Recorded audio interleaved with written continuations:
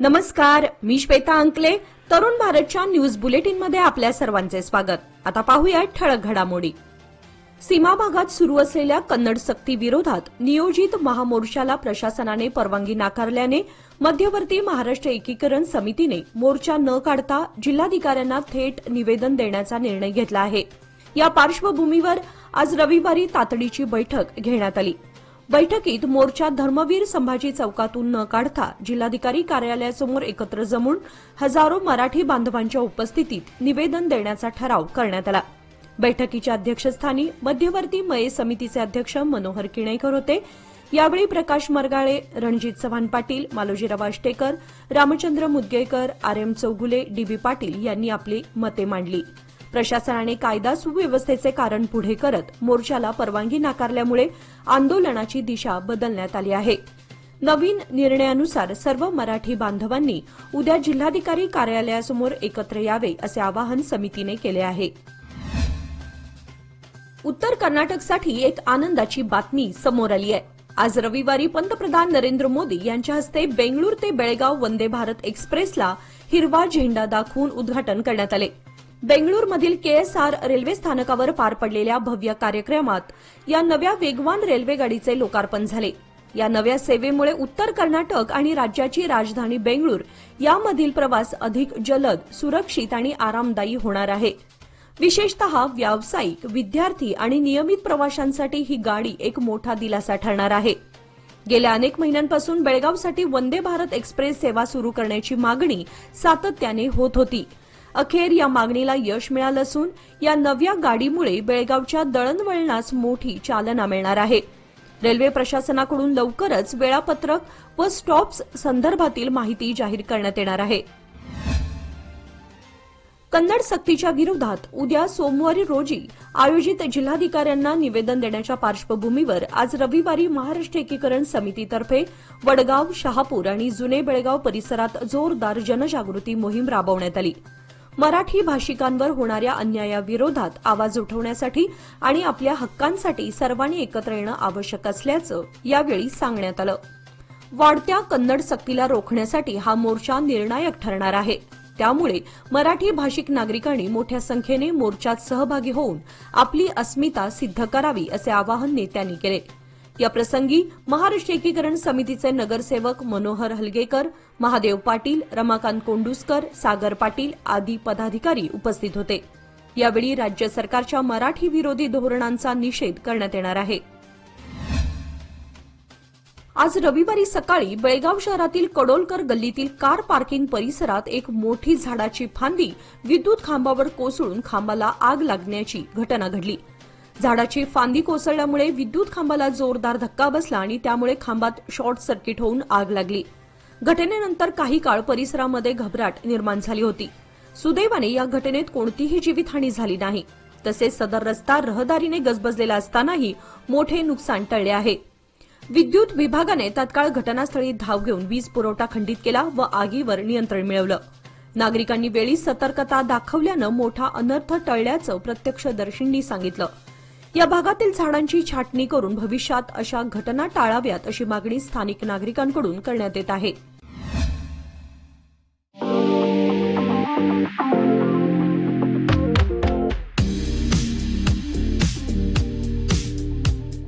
Shravan मासानिमित्त DK Herekar jewellers सादर करीत आहेत अनोखी आणि अविस्मरणीय अशी खास ऑफर. 10,000 किमतीचे चांदीचे दागिने खरेदी करा आणि मिळवा विनामूल्य 0.100 मिलीग्रॅम सोन्याचे नाणे अगदी मोफत. नियम व अटी लागू. या सुवर्णसंधीचा लाभ घेण्यासाठी आजच संपर्क साधा. पत्ता डीके हेरेकर ज्वेलर्स, श्री विठ्ठल भवन, संयुक्त महाराष्ट्र चौकाजवळ, खडे बाजार बेळगाव, तसेच तेली पाटील गल्ली, शहापूर बेळगाव.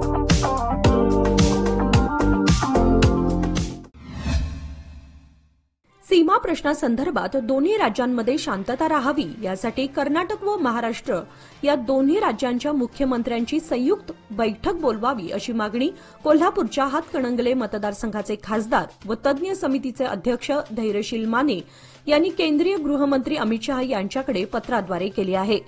बेळगावसह संपूर्ण सीमा भागात कर्नाटक सरकारकडून कन्नड सक्ती केली जात आहे. सीमा प्रश्नाचा खटला सर्वोच्च न्यायालयात प्रलंबित आहे. 21 वर्षे उलटली तरी सीमावासियांना न्याय मिळालेला नाही. त्यामुळे केंद्र सरकारने हा प्रश्न न्यायालयाबाहेर सोडवावा. आसाम व मेघालयप्रमाणे बेळगावच्या नागरिकांना न्याय द्यावा. सीमा भागामध्ये 15% अधिक मराठी भाषिक असल्याने भाषिक अल्पसंख्याक आयोगाच्या शिफारशीनुसार त्यांना त्यांचे भाषिक अधिकार द्यावेत. त्यामुळे दोन्ही राज्यांच्या मुख्यमंत्र्यांची संयुक्त बैठक घेऊन शांतता निर्माण करावी असं पत्र पाठवण्यात आलंय.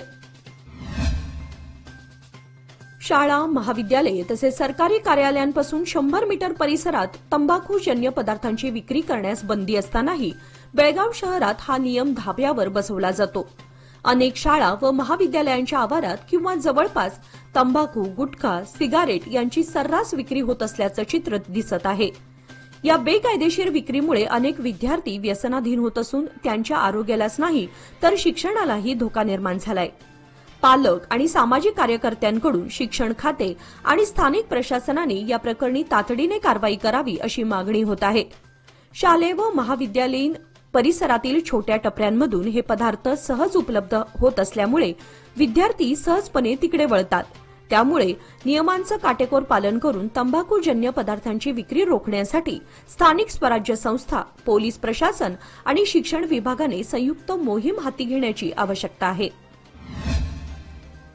सार्वजनिक ठिकाणी गांजा सेवन करणाऱ्या 3 जणांवर एफआयआर दाखल करण्यात आलाय. कॅम्प व माळ मारुती पोलिसांनी शुक्रवारी ही कारवाई केली. कॅम्प पोलिसांनी श्रीधर श्रीकांत खुडे व 19 राहणार काळी आमराई याला शुक्रवारी काळी आमराई परिसरात ताब्यात घेऊन त्याच्यावर एफआयआर दाखल केला. माळ मारुतीचे पोलीस निरीक्षक JM कालीमिर्ची व त्यांच्या सहकाऱ्यांनी 2 जणांवर एफआयआर दाखल केला आहे.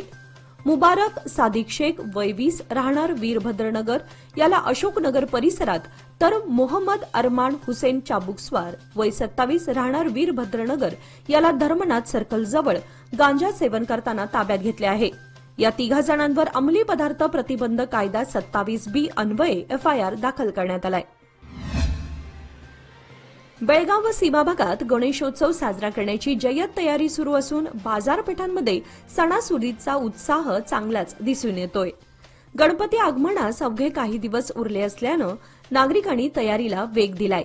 त्यामुळे बाजारपेठा विविध आकार आणि रंगसंकल्पितील आकर्षक मखरांनी सजल्या आहेत. बाजारात विविध प्रकारची नक्षीकाम केलेली, चमकदार रंगांनी सजवलेली आणि हलकी फुलकी मखरे दाखल झाली आहेत.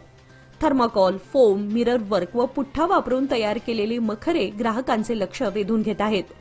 याशिवाय पारंपरिक डिझाईन्ससोबतच आधुनिक डिझाईन्सची मखरेही उपलब्ध असून ग्राहकांच्या पसंतीस उतरत आहेत. सणासाठी लागणारे पूजेचे साहित्य, सजावटीचे साहित्य, मूर्तींच्या तयारीसाठी लागणाऱ्या वस्तू बाजारात भरपूर प्रमाणात उपलब्ध आहेत. विक्रेत्यांनीही ग्राहकांना आकर्षित करण्यासाठी वेगवेगळ्या ऑफर्स आणि सवलती दिल्या असून बाजारपेठा चैतन्यमय झाल्यात. सीमा भागातील मराठी भाषिकांवर होणाऱ्या अन्यायाची आणि कन्नड सक्तीच्या बेकायदेशीर कारवायांची माहिती शिवसेना खासदार डॉक्टर श्रीकांत शिंदे यांनी काल शनिवारी घेतली. ठाण्यातील आनंदवन आश्रम येथे रक्षाबंधन कार्यक्रमादरम्यान महाराष्ट्र एकीकरण समितीचे वैद्यकीय समन्वयक प्राचार्य आनंद आपटेकर यांनी डॉक्टर शिंदे यांची भेट घेतली. त्यांनी बेळगावसह सीमा भागातील मराठी भाषिकांवरील अन्याय, प्रशासकीय दडपशाही आणि कर्नाटक सरकारकडून सुरू असलेल्या कन्नड सक्तीबाबत सविस्तर माहिती दिली. ही माहिती ऐकल्यानंतर डॉक्टर शिंदे यांनी तात्काळ सीमा भाग तज्ञ समितीचे अध्यक्ष खासदार धैर्यशील माने यांच्याशी संपर्क साधून सद्यस्थितीवर चर्चा केली. यावेळी माने यांनी समाज माध्यमांवर दिलेल्या प्रतिक्रियेबाबत आणि केंद्रीय गृहमंत्री अमित शहा यांना पाठवलेल्या पत्रासंदर्भातही आपटेकर यांना माहिती दिली. सीमा भागातील मराठी जनतेच्या हक्कासाठी पाठपुरावा सुरू राहील अशी ग्वाही यावेळी देण्यात आली. शहर व परिसरात वाढती उष्णता, बदलते ऋतुचक्र आणि प्रदूषण यावर उपाय म्हणून झाडांची संख्या वाढवणं अत्यावश्यक आहे. याच उद्देशाने ग्रीन सेव्हियर्स, डिव्हाइन हेल्पिंग हँड्स आणि काकती ग्रामपंचायत यांच्या संयुक्त विद्यमाने आज रविवारी काकती स्मशानभूमीत वृक्षारोपण कार्यक्रम राबवण्यात आला. या उपक्रमांतर्गत सुमारे 50 झाडे लावण्यात आली. फक्त लावणे नाही तर त्यांची योग्य प्रकारे जोपासना करण्याचा निर्धारही यावेळी करण्यात आला. या उपक्रमाच्या माध्यमातून झाडे लावा, झाडे जगवा हा महत्वाचा संदेश देण्यात आला. वाढत्या प्रदूषणाच्या पार्श्वभूमीवर अशा प्रकारचे उपक्रम राबवणे काळाची गरज असल्याचे मत सहभागी सदस्यांनी व्यक्त केले. शहरवासियांनी पुढाकार घेऊन अधिकाधिक वृक्षारोपण करावे अशी अपेक्षा आयोजकांनी व्यक्त केली. गणेशोत्सव काळात कोणतीही वाहतूक कोंडी निर्माण होऊ नये तसेच विसर्जन मिरवणूक सुयोग्य वेळेत पार पडावी यासाठी बेळगाव पोलिसांनी तयारीला सुरुवात केली आहे। याच पार्श्वभूमीवर सहाय्यक पोलीस आयुक्त ज्योतिबा निकम, पोलीस निरीक्षक श्रीकांत तोटगी आणि त्यांच्या सहकाऱ्यांनी मिरवणुकीच्या मुख्य मार्गाची पाहणी केली। त्यांनी मार्गावरील संभाव्य अडथळे, अरुंद रस्ते, वाहतूक व्यवस्थापन यावर सविस्तर आढावा घेतला। पोलिसांनी गणेशोत्सव शांततेत आणि शिस्तबद्ध पार पाडण्यासाठी नागरिकांनी सहकार्य करण्याचे आवाहन केले आहे। येत्या काही दिवसात अधिकृत वाहतूक मार्ग व बदलांविषयी सूचना दिल्या जाणार असल्याचेही पोलिसांनी सांगितले। कन्नड सक्ती विरोधात उद्या सोमवारी देण्यात येणाऱ्या निवेदनाच्या पार्श्वभूमीवर तालुका महाराष्ट्र एकीकरण समितीतर्फे मार्केट यार्ड परिसरात व्यापाऱ्यांमध्ये जनजागृती करण्यात आली। मराठी भाषेचे अस्तित्व आणि हक्क अबाधित ठेवण्यासाठी सर्वांनी एकत्र येणं गरजेचं असल्याचं मत यावेळी व्यक्त करण्यात आलं। दिवसेंदिवस वाढत चाललेल्या कन्नड सक्तीला आळा घालण्यासाठी हा जिल्हाधिकाऱ्यांना निवेदन देण्यात येणार आहे। व्यापाऱ्यांनीही मोठ्या संख्येने सहभागी होऊन मराठी अस्मितेसाठी एकजूट दाखवावी असे आवाहन करण्यात आले।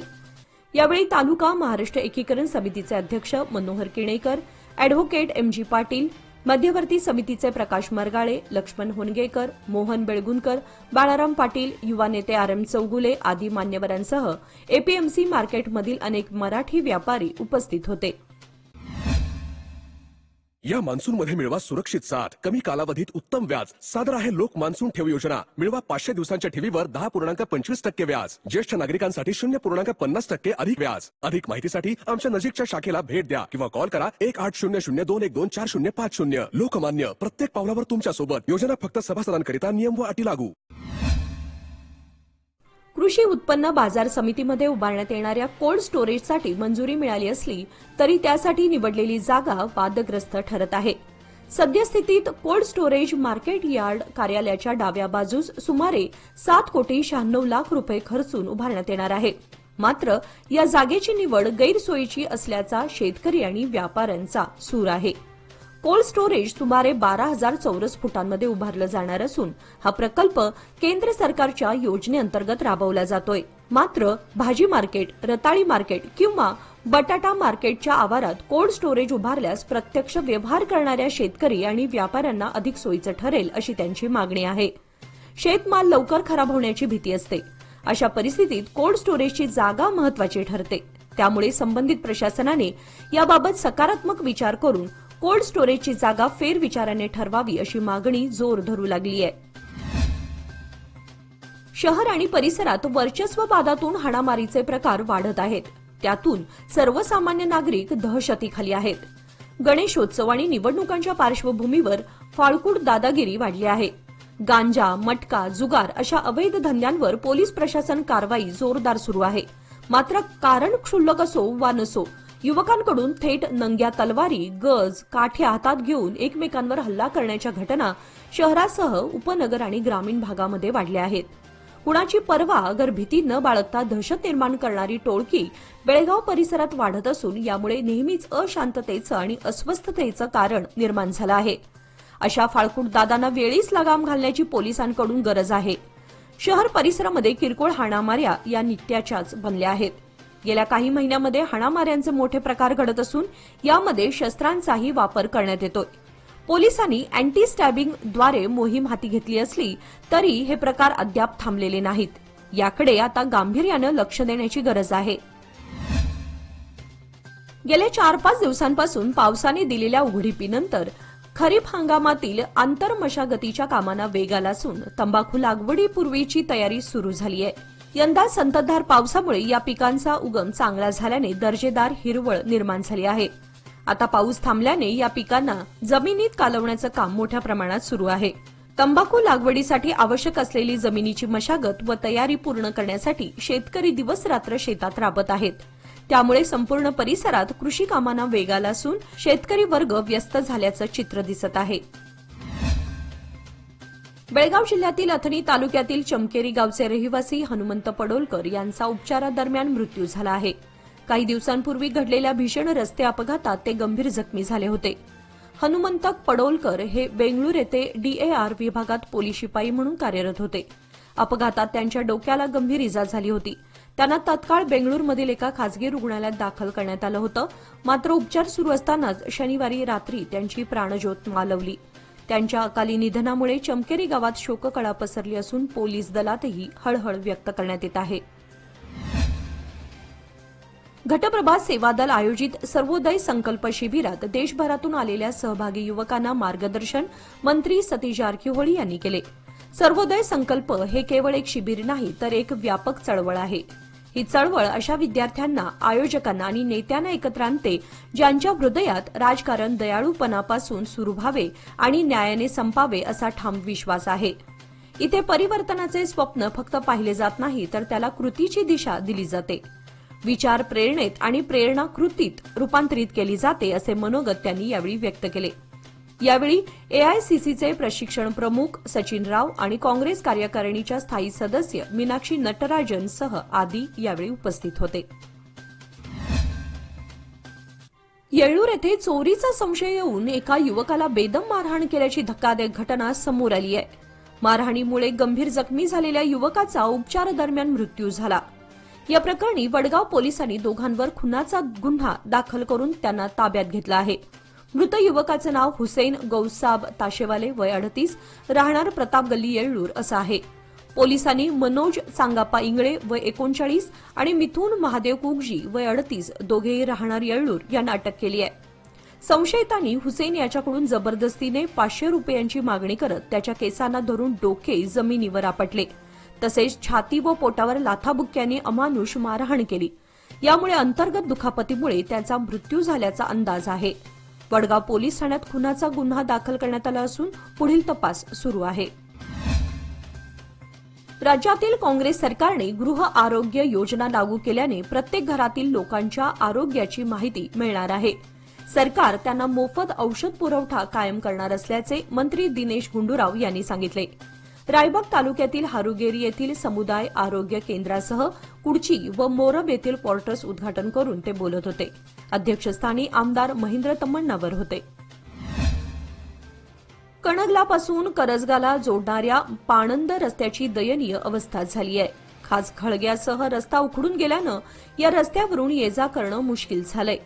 शेतकऱ्यांच्या दृष्टीने मोठी गैरसोय झाली असून या रस्त्याची नव्याने बांधणी करावी अशी मागणी शेतकऱ्यांसह ग्रामस्थांनी केली आहे. पण या रस्त्याचे काम अद्यापही सुरू झालं नसल्यानं शेतकरी वर्गातून नाराजी व्यक्त केली जात आहे. याचबरोबर आजचे बातमीपत्र इथे संपले. अधिक माहिती आणि ताज्या घडामोडींसाठी पाहत रहा तरुण भारत न्यूज चॅनल. तसेच आमच्या चॅनलला लाईक, शेअर आणि सबस्क्राईब करायला विसरू नका. आणि विश्वासार्ह बातम्यांसाठी दररोज वाचा दैनिक तरुण भारत. धन्यवाद.